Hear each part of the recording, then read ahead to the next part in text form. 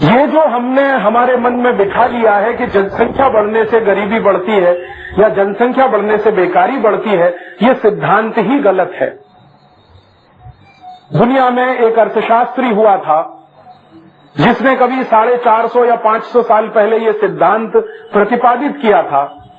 हालांकि वो सिद्धांत यूरोप के देशों ने ही पूरी तरह से नकार दिया है, और वो सिद्धांत ये हुआ करता था कि जो देश की जनसंख्या बढ़ती है वो देश में गरीबी बढ़ती है, जो देश में जनसंख्या बढ़ती है वो देश में बेकारी बढ़ती है। अगर इसी सिद्धांत को यूरोप और अमेरिका पर लागू किया जाए तो बिल्कुल उलट दिखाई देता है। भारत एक अकेला ऐसा देश नहीं है जिसकी जनसंख्या बढ़ी है।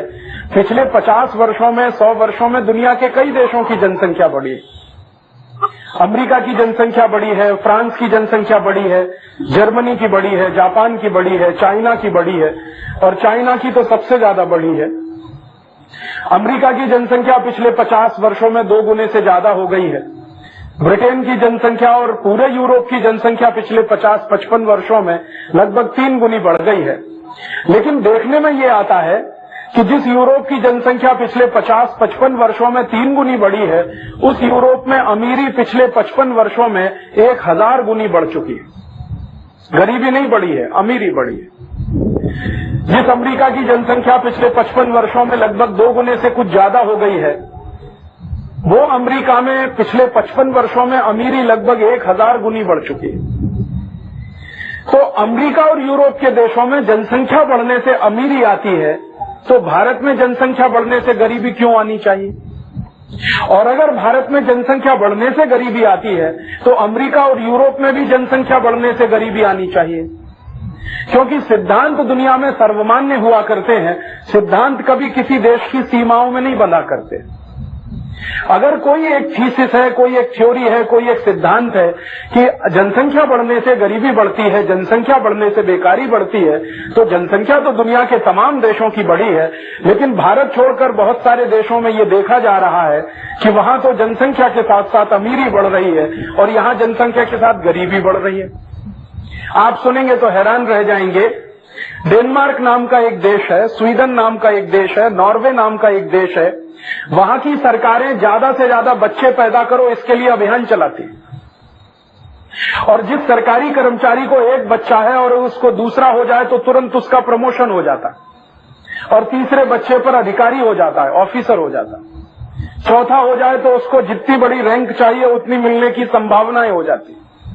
अब डेनमार्क की सरकार, नॉर्वे की सरकार, स्वीडन की सरकार, अगर दूसरे शब्दों में कहूं तो स्कैंडिनेवियन देशों की सब सरकारें जनसंख्या बढ़ाने को प्रोत्साहन देती हैं और अपने अपने देश के लोगों को सिखाती हैं, बताती हैं कि ज्यादा बच्चे पैदा करो। यहां हमारे देश में ही उल्टा क्यों चलता है कि बच्चे कम पैदा करो? अगर स्कैंडिनेवियन देश ज्यादा बच्चे पैदा करके अमीर हो सकते हैं तो भारत ज्यादा बच्चे पैदा करके अमीर क्यों नहीं हो सकता भाई?